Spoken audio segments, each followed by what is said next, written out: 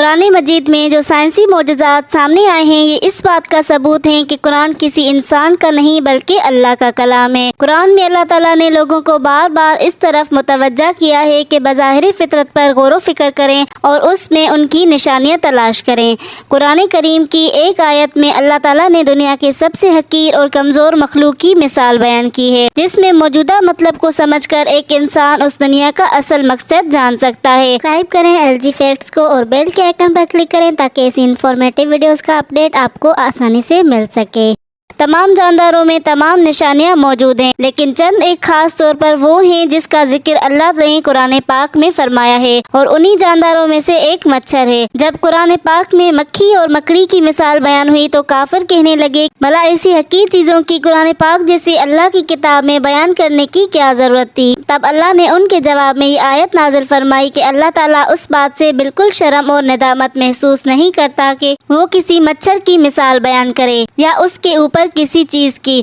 جو مومن ہیں وہ یقین کرتے ہیں اور وہ ان کے پروردگار کی طرف سے سچ ہے۔ جو کافر ہیں وہ کہتے ہیں کہ اس مثال کی خدا سے مراد ہی کیا۔ اسی طرح اللہ پاک ایک بات کے ذریعے بہت سے لوگوں کو گمراہ ٹھہراتا ہے اور بہت سے لوگوں کو ہدایت دیتا ہے، اور اس سے صرف انہی لوگوں کو گمراہی میں ڈالتا ہے جو کہ پہلے سے ہی گمراہ ہیں۔ مچھر بھلے ہی غیر معمولی اور غیر اہم سا جاندار ہے، مگر اس پر غور و فکر کیا جائے تو اس میں بھی اللہ کی بہت ساری نشانیاں دیکھنے کو ملتی ہیں۔ اللہ نے قرآن مجید میں مچھر کے لیے بعودتا کا لفظ استعمال کیا ہے، اور یہ لفظ مؤنث ہے۔ مچھر کی دنیا میں کوئی 3500 اقسام ہیں، اور ان اقسام میں صرف مچھر کی مادہ ہی انسانوں اور حیوانوں اور جانوروں کا خون پیتی ہے، جبکہ نر مچھر نباتات اور پھلوں کا رس چوستا ہے۔ سوال یہ اٹھتا ہے کہ مچھر کی جنسی شناخت تو آج کی میڈیکل سائنس کا کارنامہ ہے، کیونکہ آج ہمارے پاس ایسی مائکروسکوپ موجود ہیں جو کہ کسی بھی چیز کو ہزاروں اور لاکھوں گنا بڑا کر کے دکھاتی ہیں، جبکہ قرآن نے 1400 سال قبل ہی بعودتا کا لفظ استعمال کر کے ہمیں بتا دیا کہ فیمیل ماسکیٹو ہی ہے جو انسانوں اور جانوروں کا خون پیتی ہے۔ منافقوں نے اگرچہ مچھر اور مکھی کے چھوٹے پن کی وجہ سے قرآن پر اعتراضات کیے، لیکن اگر ان میں تھوڑی سی عقل ہوتی اور اس چھوٹے سے جانور کی ساکھ اور بناوٹ پر غور و فکر کرتے تو سمجھ لیتے